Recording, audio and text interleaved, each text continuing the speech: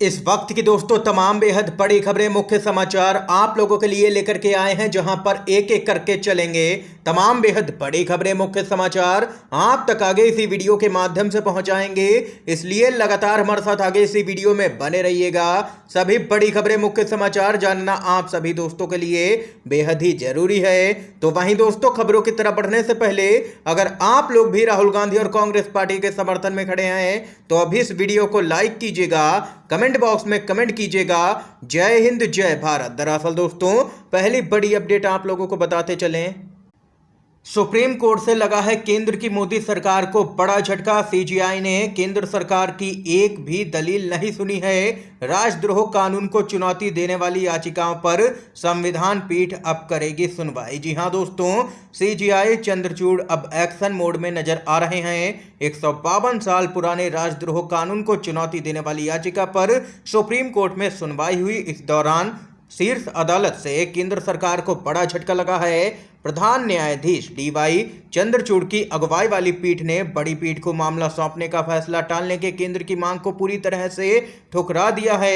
बताते चलें, राजद्रोह कानून को चुनौती देने वाली याचिका पर अब सुप्रीम कोर्ट की बड़ी बेंच सुनवाई करेगी। सुप्रीम कोर्ट ने भारतीय दंड संहिता 124A के तहत राजद्रोह कानून की वैधता को चुनौती देने वाली याचिकाओं को कम से कम 5 जजों की संविधान पीठ के पास यहां पर भेज दिया है। लेकिन केंद्र सरकार यहां पर इस मामले को टालने की गुहार लगा रही थी, लेकिन सीजीआई ने यह दलील पूरी तरह से खारिज कर दी है, जो कि केंद्र सरकार के लिए एक बड़ा झटका माना जा रहा है। दोस्तों, इसके साथ ही एक और बड़ी खबर बताते चलें।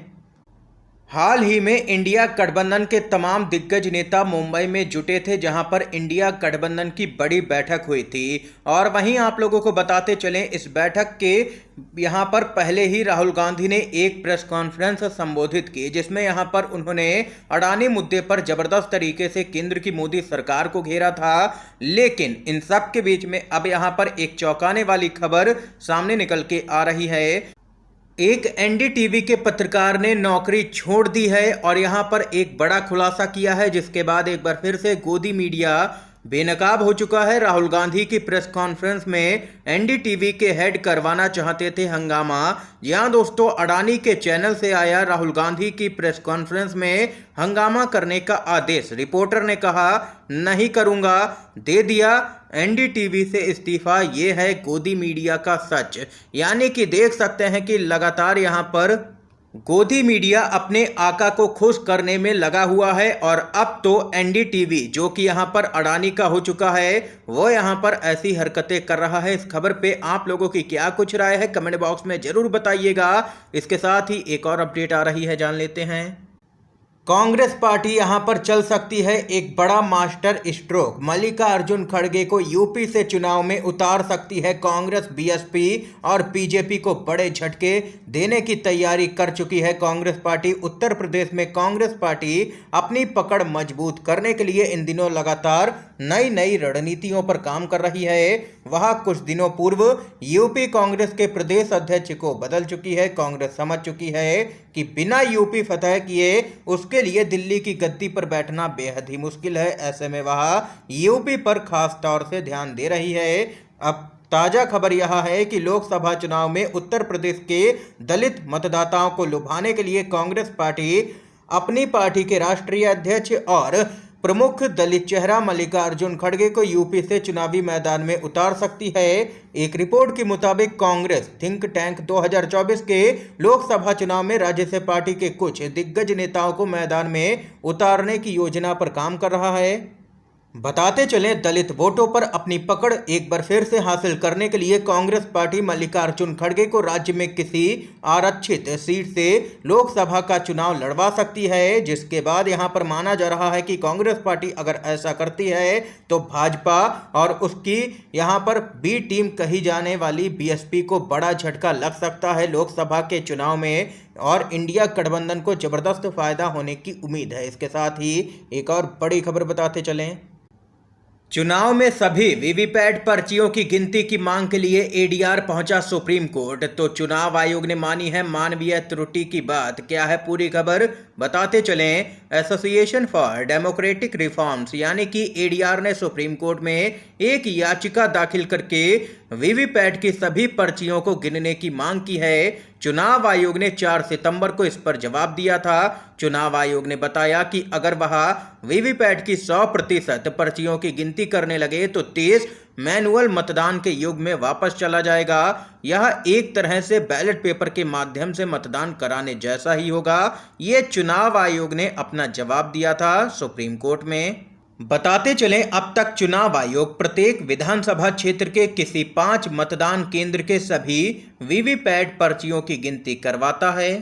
यहां पर दोस्तों आप लोगों को यह बताते चलें कि एडीआर ने अपनी याचिका में अदालत से यह घोषित करने के लिए कहा है कि वीवीपैट पर्चियों की 100% गिनती सत्यापित करना प्रत्येक मतदाता का मौलिक अधिकार है, और अगर यहां पर वीवीपैट की पूरी गिनती की जाती है तो लोगों का चुनाव की प्रक्रिया पर विश्वास बढ़ेगा। लेकिन इसके लिए चुनाव आयोग तैयार नहीं हो रहा है, जो कि अब मामला पहुंचा है सुप्रीम कोर्ट में। ये यहां पर खबर है दोस्तों। एक और अपडेट की तरफ बढ़ते हैं। बीजेपी के ही दिग्गज नेता अब यहां पर सुप्रीम कोर्ट में जाएंगे अपनी ही सरकार के खिलाफ। क्या है पूरी खबर बताते चले यहां पर। जहां दोस्तों सुब्रमण्यम स्वामी अपनी ही सरकार के खिलाफ सुप्रीम कोर्ट का दरवाजा खटखटाएंगे। जून 2020 में हुई गलवान झड़प के बाद से ही भारत और चीन के बीच में सीमा पर स्थिति लगातार तनावपूर्ण है। कांग्रेस के नेता राहुल गांधी तो लगातार यह दावा कर रहे हैं कि चीन ने हमारी यहां पर जमीन हड़पी है, और वहीं अब भाजपा के नेता और पूर्व राज्यसभा सांसद सुब्रमण्यम स्वामी ने मोदी सरकार को यहां पर चेतावनी दे दी है। उन्होंने दावा किया है कि चीन ने लद्दाख की 4067 वर्ग किलोमीटर की जमीन को हड़प लिया है। इसके अलावा उन्होंने कहा है कि वह केंद्र सरकार के खिलाफ सुप्रीम कोर्ट जाएंगे। दरअसल दोस्तों आप लोगों को बताते चले, यहां पर सुब्रमण्यम स्वामी जो कि लगातार यहां पर केंद्र सरकार की नीतियों पर सवाल खड़े करते हैं, उन्होंने कहा है कि चीन ने हमारी यहां पर जमीन पर कब्जा किया, लेकिन फिर भी मोदी कहते हैं कि कोई नहीं आया है। मैं संविधान के अनुच्छेद 19 के तहत सुप्रीम कोर्ट का दरवाजा खटखटा रहा हूं ताकि मोदी सरकार चीन के सामने मोदी के आत्मसमर्पण के बारे में सच्चाई का खुलासा कर सके। ये यहां पर देख सकते हैं कि अब सुप्रीम कोर्ट जाएंगे भाजपा के ही नेता अपनी ही सरकार के खिलाफ। यहां पर राहुल गांधी तो लगातार दावा कर रहे हैं, लेकिन केंद्र सरकार है कि यहां पर किसी की भी सुनने को ही तैयार नहीं है। अब सुप्रीम कोर्ट पूरे मामले में दखल दे सकता है दोस्तों। इसके साथ ही एक और बड़ी खबर की तरफ बढ़ते हैं। राजस्थान से खबर सामने निकल के आ रही है। सचिन पायलट ने बताया कैसे चुना जाएगा प्रदेश का मुख्यमंत्री। कहा ये तेरा मेरा का समय नहीं, हम मिलकर के काम कर रहे हैं। खबर बताते चलें, राजस्थान का अगला मुख्यमंत्री कौन होगा और उसे कैसे चुना जाएगा, इसको लेकर के कांग्रेस के नेता सचिन पायलट ने बड़ा दावा किया है। उन्होंने कहा है कि मुख्यमंत्री का चयन कांग्रेस के अध्यक्ष मल्लिकार्जुन खड़गे, सोनिया गांधी और राहुल गांधी करेंगे।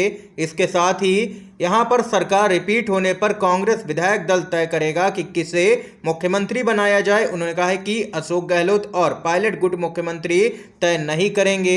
सचिन पायलट ने आगे कहा है कि हमारी सरकार ने अपने कार्यकाल में अच्छा काम किया है। प्रदेश की जनता भाजपा और कांग्रेस की सरकार के कार्यकाल में किए गए कामों की तुलना कर रही है। उन्हें पता है कि कांग्रेस लोगों के कल्याण के लिए कई योजनाएं चला रही है, इसका उन्हें जबरदस्त फायदा भी मिल रहा है। ये यहाँ पर सचिन पायलट की तरफ से बयान सामने निकल के आया है। ये यहाँ पर दोस्तों इस समय की आज की तमाम बेहद बड़ी खबरें, मुख्य समाचार थे जो हमने आप लोगों तक पहुंचाए। अगर आप लोगों को ये वीडियो पसंद आया हो तो अभी इस वीडियो को लाइक कीजिएगा, ज़्यादा से ज़्यादा इन खबरों को, मुख्य समाचारों को शेयर कीजिएगा अपने सभी दोस्तों में। वीडियो देखने के लिए आप सभी का बहुत बहुत धन्यवाद। जय हिंद, जय भारत।